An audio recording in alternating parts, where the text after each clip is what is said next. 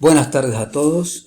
Hoy ingresamos en la última clase de este paso que ustedes tienen por la Cátedra de Urología de Clínica Urológica 1 y vamos a hablar de síndrome de obstrucción urinaria baja. Un síndrome bastante frecuente en la urología por el cual muchos pacientes consultan, más aún cuando son mayores de 50 años. ¿Cuáles son los objetivos de esta clase? Determinar cuál es la prevalencia y la etiología de las distintas patologías que forman parte o que generan un síndrome de obstrucción urinaria baja, identificar los cuadros clínicos compatibles con este síndrome, qué herramientas utilizar para el diagnóstico y finalmente cuáles serían las estrategias terapéuticas para abordar distintas situaciones. ¿Qué dice el paciente? Un paciente con un síndrome de obstrucción urinaria baja tiene síntomas obstructivos y síntomas irritativos. Síntomas que ya hemos visto en síntomas y síndromes.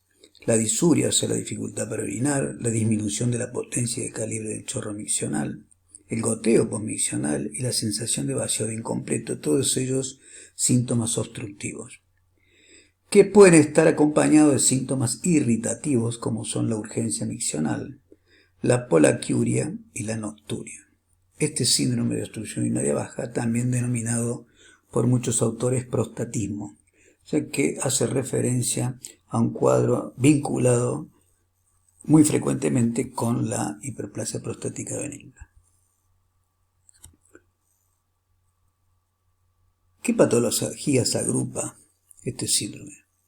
Es decir, aquellas patologías que van a producir este cuadro de síntomas que producimos, que tiene un mismo nexo fisiopatológico, son la hiperplasia prostática benigna, que es una definición microscópica de la patología, el cáncer de próstata que ya hemos visto, la litiasis urinaria baja, que si ustedes recuerdan en alguna de las clases mencionamos que este síndrome de obstrucción urinaria baja tiene una característica.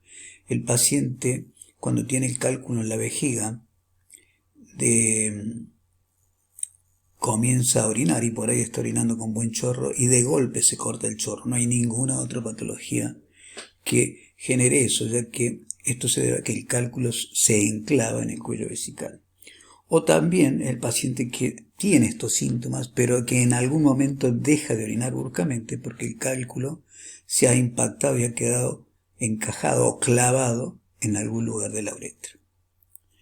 Estenosis de uretra y prostatitis. Estos tres que tenemos remarcados son las tres patologías que vamos a ver en esta clase. Hiperplasia prostática benigna. La próstata está ubicada detrás del pubis, encima de la aponeurosis perineal media, está delante del recto y por debajo de la vejiga. El tamaño normal es el tamaño de una aceituna, que pesa unas 30 gramos. Con el pasar de los años, que ya vamos a ver por qué se genera esto, la próstata comienza a crecer generando una obstrucción de la luz. Y si ustedes recuerdan, en una de las clases dijimos que cuando nosotros tenemos síntomas que cambian nuestra micción, tenemos que pensar en tres cosas. Lo primero, en que puede ser un síndrome de obstrucción urinaria baja. Lo segundo es que la capacidad vesical, la capacidad de contracción vesical esté disminuida, como ocurre en la vejiga hipocontráctil, o que en realidad tengamos un problema en la producción de orina. ¿Sí? Bueno, hoy nos vamos a abocar en esta clase a qué pasa cuando hay una obstrucción. ¿Cuáles son los factores de riesgo para desarrollar una hiperplasia prostática benigna? La edad, por supuesto, a mayores de 50 años comienza el riesgo de tener una hiperplasia prostática benigna, no todo el mundo la tiene. Los testículos funcionantes, ustedes saben que la testosterona ingresa a la próstata y es utilizada por la próstata, ya que la transforma a la 5-alfa reductasa en dihidrotestosterona, metabolito útil para el crecimiento y funcionamiento de la célula prostática. Antecedentes heredofamiliares, si he tenido familiares con este problema, seguramente es un elemento más a tener en cuenta. Y la dieta, es decir, aquellos pacientes que tienen una dieta, que toman muchos cafés todos los días, los alcohólicos, sí, son pacientes que comen muchos picantes, porque son todos irritativos de la zona prostática y van a favorecer o aumentar el riesgo de la hiperplasia prostática benigna. ¿Cuál es la prevalencia? Es una entidad más frecuente. Es una entidad frecuente que genera dificultad misional en todos los mayores de 50 años, como dijimos. En los mayores de 60 años hay un 10% de posibilidades de tener esta situación, en los mayores de 70 el 20% y en los mayores de 80 años el 30%. No obstante, cuando hay un síntoma de prostatismo que son de larga evolución, paciente mayor de 50 años, siempre pensar que podemos estar frente a una hiperplasia prostática benigna. Y de larga evolución, si ustedes recuerdan, dijimos que todo lo que tiene menos de 6 meses de evolución es de corta evolución. Todo lo que tiene más de 6 meses de evolución se lo considera de larga evolución y por lo tanto la hiperplasia prostática benigna pensamos en ella en aquellos pacientes que llevan más de 6 meses de evolución. Si es menos de 6 meses, dijimos que debemos pensar en cáncer de próstata o descartarlo por lo menos. La gran pregunta, ¿por qué crece la próstata? Si ustedes recuerdan, en la clase de cáncer de próstata dijimos que la próstata, esta es la uretra, alrededor crece, o está la zona transicional, rodeada luego por la próstata central o zona central, y luego por la zona periférica, que es donde con mayor frecuencia aparece el cáncer de próstata. Y tenemos la zona anterior. El adenoma de próstata se desarrolla fundamentalmente en esta zona, en la zona transicional. ¿Por qué? Por el desequilibrio hormonal que se produce después de los 50 años y la presencia de factores de crecimiento en esa área. Dijimos que es un prostatismo lento y gradual. Tener en cuenta también, muy importante cuando uno está interrogando al paciente, si está tomando alguna medicación. ¿Por qué? Porque hay medicaciones que disminuyen la contractilidad vesical, hay medicaciones que aumentan la resistencia del tracto de salida, y hay medicamentos que aumentan el volumen de orina. Por ejemplo, hay pacientes que están resfriados y están tomando un antigripal y creen que no tiene ninguna relación con esto, y si ustedes van a ver que, por ejemplo, el aumento de la resistencia en el tracto de salida se da con los simpáticos miméticos. Dentro de ellos está la pseudoefedrina, que es un componente que forma parte de los antigripales. Entonces, ¿qué medicamentos disminuyen la contractilidad? Los anticolinérgicos, los antiespasmódicos como la buscapina, antagonistas cálcicos, los antiinflamatorios no esteroideos, medicamentos que toma mucha gente con frecuencia, o que no con frecuencia, pero sí que lo toma con distintas situaciones que aparecen y se automedican. Antihistamínicos, antidepresivos tricíclicos, los agonistas beta. ¿Cuáles son los medicamentos que aumentan la resistencia del tracto de salida? Los simpáticos miméticos. Como dijimos, la pseudoefedrina, la levodopa, también los beta bloqueantes. Y los medicamentos que aumentan el volumen de orina, por ejemplo los diuréticos. Pacientes que se levantan mucho de noche y que a veces eso está relacionado con que toman mucha agua durante la tarde y que aparte toman un diurético antes de irse a dormir. Por lo tanto, este paciente va a presentar una nocturia y nosotros, si no tenemos en cuenta esto, podemos pensar que estamos frente a un síndrome de obstrucción urinaria baja. En realidad, lo que está exacerbando los síntomas es el aumento de volumen en la orina. ¿Qué pienso?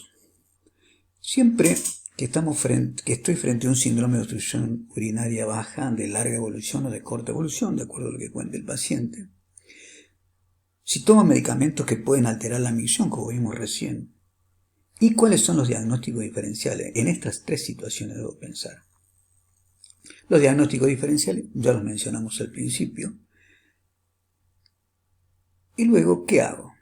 Lo más importante dentro del examen físico es el tacto rectal, en el cual yo tengo que ver el tamaño que tiene esta glándula, cuál es la consistencia. La consistencia es similar a la punta de la nariz, si es móvil o no y qué sensibilidad tiene. La próstata no duele, generalmente duele en la prostatitis aguda y se encuentra inmóvil cuando tenemos un cáncer de próstata que tiene un avance regional y por lo tanto se ha adherido a los tejidos vecinos. ¿Qué le voy a pedir al paciente? Estoy sospechando que tiene un síndrome de obstrucción urinaria baja por una hiperplasia prostática benigna. Le vamos a pedir sedimento de orina para ver si hay piuria, si hay microhematuria, que a veces pueden tener los pacientes por un problema prostático, pero también porque puede estar acompañado por un proceso tumoral, el riñón, del uréter, de la vejiga.